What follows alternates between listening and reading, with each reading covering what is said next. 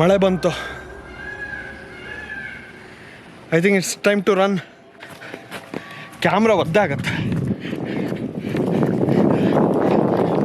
ಓಡಬೇಕು. ಕಾಲು ಬೇರೆ ಜಾರ್ತಾ ಇದೆ.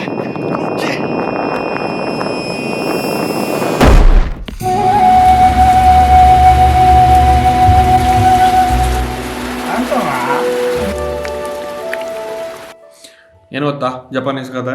ಕೇಳಿಸ್ತೀನಿ ಕೇಳಿ. 降って時固まる ಮುತ್ತೆ ಜಿಕ್ಕಿ ಕಥಮಾರೋ. ಸರಿ ಹೇಳಿಲ್ಲ ಅಂತ ಅನ್ಸುತ್ತೆ, ಬಟ್ ಸ್ಟಿಲ್ ಅದ್ರ ಅರ್ಥ ಏನಪ್ಪ ಅಂದ್ರೆ ಕಾಯಿ ಖರ್ಚು ಇದು, ಕಾಯಿ ತಗೋಬರ. ತಡೆಯವ,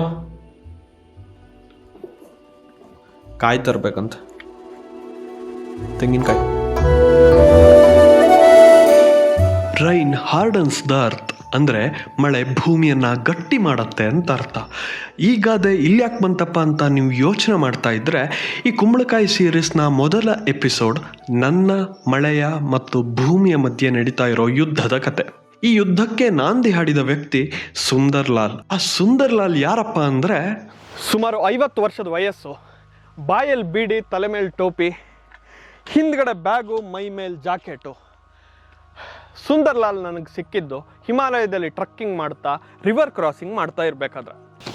ರಿವರ್ ಕ್ರಾಸಿಂಗ್ ಅಂದರೆ ಏನಪ್ಪ ಅಂತಂದರೆ, ಹರಿತಾ ಇರೋ ನದಿನ ನಡ್ಕೊಂಡೆ ಕ್ರಾಸ್ ಮಾಡೋದು. ಒಂದ್ಸಲಿ ಸುಂದರ್ ಲಾಲ್ ಬೀಡಿ ಸೆತ್ತ ಹಿಮಾಲಯದ ಕಣಿವೆನಲ್ಲಿ ಹೋಗ್ತಾ ಇರಬೇಕಾದ್ರೆ ಅಲ್ಲೊಬ್ಬ ಕನ್ಫ್ಯೂಸ್ ಆಗಿರೋ ಟ್ರಕ್ಕರು ಬಂಡೆಕಲ್ ಮೇಲೆ ಕೂತಿದ್ದು ನೋಡ್ತಾನೆ.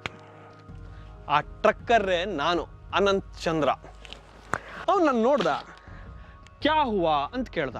ನಾ ಅವನಿಗೆ ಹೇಳ್ದೆ, ನಿನ್ನೆ ಇದೇ ನದಿನ ನಾನು ಕ್ರಾಸ್ ಮಾಡಿದ್ದೆ, ಆದರೆ ನಿನ್ನೆ ಕ್ರಾಸ್ ಮಾಡ್ತಾ ಬರೀ 15 ಅಡಿ ಅಗಲ 4 ಅಡಿ ಆಳ ಇತ್ತು. ಆದರೆ ಇವತ್ತು ನೋಡಿದ್ರೆ 8 ಅಡಿ ಆಳ 30 ಅಡಿ ಅಗಲ ಆಗಿದೆ. ಈಗ ಏನು ಮಾಡಬೇಕು ಅಂತ ಗೊತ್ತಾಗ್ತಾ ಇಲ್ಲ.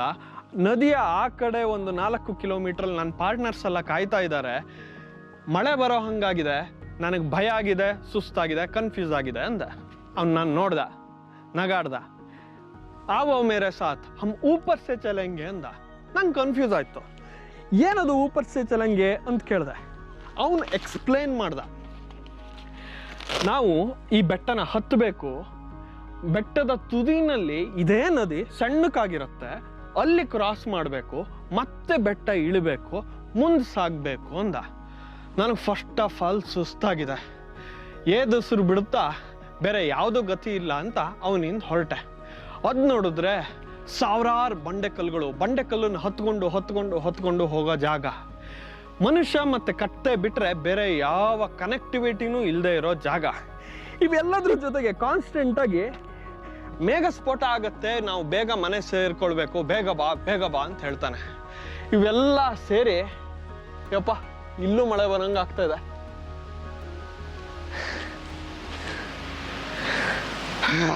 ಇರಲಿ, ಇವೆಲ್ಲ ಸೇರಿ ಸಿಕ್ಕಾಪಟ್ಟೆ ಸುಸ್ತಾಗೋಯ್ತು.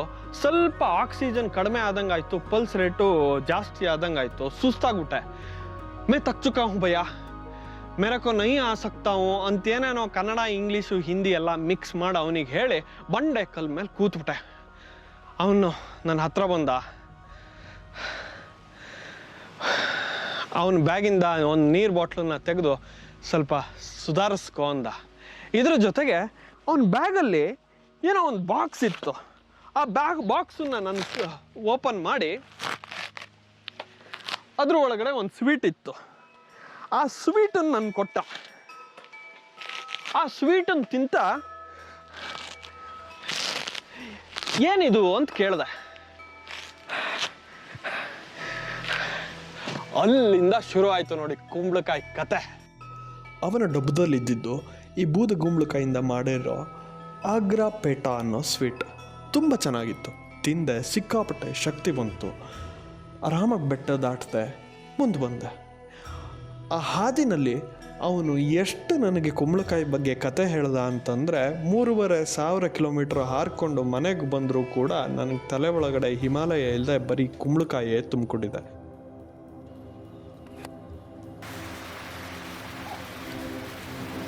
ಮನೆಗೆ ಬಂದು 1 ವಾರ ಆಯಿತು. ಕನ್ಸೇನು ಬಿತ್ತು ಗೊತ್ತಾ? ಟ್ರಕ್ ತುಂಬ ಕುಂಬಳಕಾಯಿನ ಹೊತ್ಕೊಂಡೆಲ್ಲೋ ಹೋಗ್ತಾ ಇದ್ದೀನಿ. ಏನಾದ್ರು ಯೂನಿವರ್ಸಲ್ ಸೈನಾ ಅಂತ. ಅಮ್ಮ ಅದೆಂತಕ್ಕೆ ಅದು? ಇದು ಕುಂಬಳಕಾಯಿ ಇವತ್ತು ಹುಳಿ ಮಾಡಕ್ಕೆ. ಎಂಥದ್ದು? ಕುಂಬಳಕಾಯಿ ಹುಳಿ. ಯೂನಿವರ್ಸಲ್ ಸೈನ್ ನಾನು ಇಗ್ನೋರ್ ಮಾಡೋದು ಬೇಡ ಅಂತ ತೋಟಕ್ಕೆ ಬರ್ತಾ ಇದ್ದೀನಿ. ನವಿಲ್ಲ, ಈ ತೋಟದಲ್ಲಿ ಕುಂಬಳಕಾಯಿ ಬೆಳೆದು ಕುಂಬಳಕಾಯಿ ಬೆಳೆಯೋ ಪ್ರತಿ ಹಂತವನ್ನು ಡಾಕ್ಯುಮೆಂಟ್ ಮಾಡ್ತಾ, ಡಾಕ್ಯುಮೆಂಟ್ ಮಾಡ್ತಾ ನಿಮ್ಮ ಮುಂದೆ ತೆರೆದಿಡ್ತೀನಿ. ಓಕೆ, ಇದನ್ನು ಇವಾಗಲೇ ಹೇಳ್ಬಿಡ್ತೀನಿ. ಕುಂಬಳಕಾಯಿ 3.5 ಇಂದ 4 ತಿಂಗಳು ಬೆಳೆ ಅನ್ನೋದನ್ನು ಬಿಟ್ಟು ಅದಕ್ಕೆ ಎದುರಾಗೋ ಯಾವ ಸಮಸ್ಯೆ ಬಗ್ಗೆನೂ ನನಗೆ ದೇವರನೇ ಗೊತ್ತಿಲ್ಲ. ಈಗಾಗಲೇ ಬೀಜ ಎಲ್ಲ ತಂದು ನೀರಿಗೆ ಹಾಕಿ ಮೊಳಕೆ ಬರ್ಸೋಕ್ಕೆ ವ್ಯವಸ್ಥೆ ಮಾಡಿ ಇಟ್ಟಿದ್ದೀನಿ. ಇನ್ನು ಅಮ್ಮನ ಕೇಳಿ ಈ ಭೂಮಿನೆಲ್ಲ ಸ್ವಚ್ಛ ಮಾಡಿ ಬಿತ್ತನೆ ಮಾಡೋದೆ. ಅಮ್ಮ ಬೇಡ ಹೇಳಕ್ಕೆ ಚಾನ್ಸೇ ಇಲ್ಲ. ರಾಮ ಮಂತ್ರವ ಜಪಿಸೋ, ಆ ಮಂತ್ರ ಈ ಮಂತ್ರ ನೆಚ್ಚಿನಿ ಕೆಡಬೇಡ, ಆ ಮಂತ್ರ ಈ ಮಂತ್ರ ನೆಚ್ಚಿನಿ ಕೆಡಬೇಡ. ಎಂತ? ಹಾಂ, ಇಷ್ಟ. ಹೌದು, ನಾನು ಒಂದು 3/4 ಎಕರೆ ಕುಂಬಳಕಾಯಿ ಬೆಳೆಯಕ್ಕೆ ಅಂತಿದ್ದೆ. ನೀವು ಈ ರೀತಿ ಮಳೆ ಒಳಗೆ ಎಂತ ಕುಂಬಳಕಾಯಿ ಬೆಳಿತೀಯ? ಬರೋದೇ ಇಲ್ಲ. ಈ ಟೈಮ್ ಹಾಕಕ್ಕೆ ಬರೋದೇ ಇಲ್ಲ. ಟ್ರೈ ಮಾಡೋಕ್ಕೂ ಬರ್ತದಿಲ್ಲ, ಬರೋದೇ ಇಲ್ಲ. ಮತ್ತೆ ಅಂದರೆ ಅಟ್ಲೀಸ್ಟ್ 2 ದಿನ ಹೊಳುವಾರು ಇರಬೇಕು. ಅವಾಗ ಬೇಕಾದ್ರೆ ನೀವು ಟ್ರೈ ಮಾಡಬೇಕು ಅಷ್ಟೇ. ಇನ್ನೊಂದು ದಿನದಲ್ಲಿ ಬೀಜ ಮೊಳಕೆ ಬರುತ್ತೆ. ಮಳೆ ಬಂದರೆ ಏನು ಪ್ರಾಬ್ಲಮ್ಮು? ಯಾವುದಕ್ಕೂ ಒಂದ್ಸಲಿ ಅಪ್ಪನ ಕೇಳ್ತೀನಿ. ಈಗ ಕುಂಬಳಕಾಯಿ ಬೀಜನ ಹಾಕಕ್ಕೆ ಗೊತ್ತಲ್ಲ, ಮಳೆ ಜಾಸ್ತಿ ಬಂದರೆ ಹಾಕಿದ ಬೀಜ ಪೂರ್ತಿ ಮೊಳಕೆ ಬಂದು ಹಾರಿ ಹೋಗ್ತು, ಕೊಳತು ಹೋಗ್ತು. ಹಂಗಾಗಿ ಯಾವುದೇ ಲೆಕ್ಕದಾಗೂ ಗೊತ್ತಲ್ಲೇ. ಸರಿ, ಬೀಜ ಬಿತ್ತನೆ ಮಾಡೋ ಟೈಮಲ್ಲಿ ಮಳೆ ಇರಬಾರ್ದು. Rule number 1. ಮಳೆ ನಿಲ್ಲವರೆಗೂ ಕಾಯೋಣ. ಮಳೆ ನಿಲ್ಲತ್ತೆ, ಸೂರ್ಯ ಬಂದೇ ಬರ್ತಾನೆ. ನೇತ್ರಾವತಿ ನದಿ ಪ್ರವಾಹಕ್ಕೆ ಊರಿಗೆ ಊರೇ ಮುಳುಗಡೆಯಾಗಿದೆ. ಇನ್ನು ಶಿವಮೊಗ್ಗದಲ್ಲೂ ಕೂಡ ನಿರಂತರವಾಗಿ ಧಾರಾಕಾರ ಮಳೆಯಾಗ್ತಾ ಇದೆ. Floods and landslide. Monsoon mayhem takes a toll on Himachal Pradesh and Uttarakhand. Cloudbursts in Shimla, Kullu and Mandi remain forecast.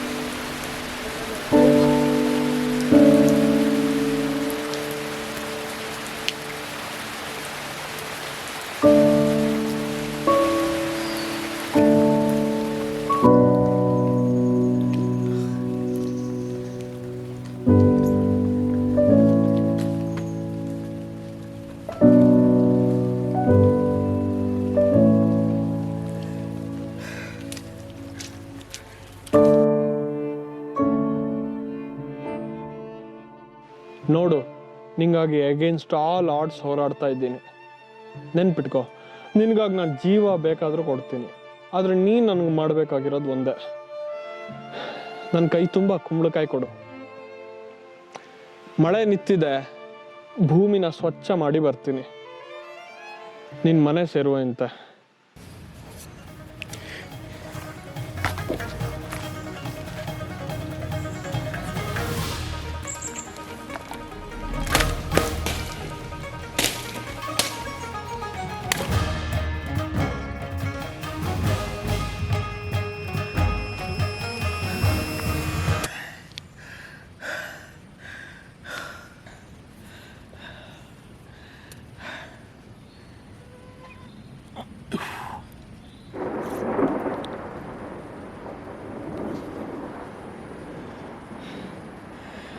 ಮಳೆ ಬಂತು. I think it's time to run.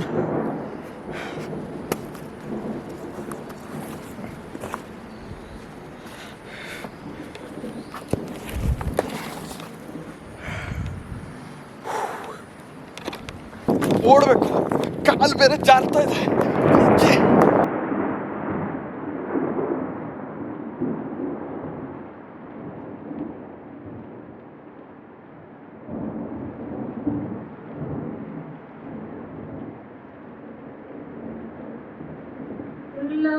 ಬೆಟ್ಟದಡಿ ಮನೆಗೆ ಮಲ್ಲಿಗೆಯಾಗು, ಕಲ್ಲಾಗು ಕಷ್ಟಗಳ ಮಳೆಯ ಸುರಿಯೇ, ಬೆಲ್ಲ ಸಕ್ಕರೆಯಾಗು ದೀನ ದುರ್ಬಲರಿಂಗೆ, ಎಲ್ಲರೊಳಗೊಂದಾಗು ಮಂಕುತಿಮ್ಮ.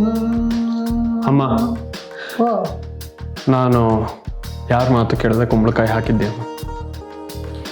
ಪುಟ್ಟು ತುಂಬ ಸಮಸ್ಯೆಗಳಿದ್ದು ಅದನ್ನೆಲ್ಲ ಎದುರಿಸೋ ಅಂತ ತಾಕತ್ತು ಬೆಳೆಸಿಯ ಮಗನೇ.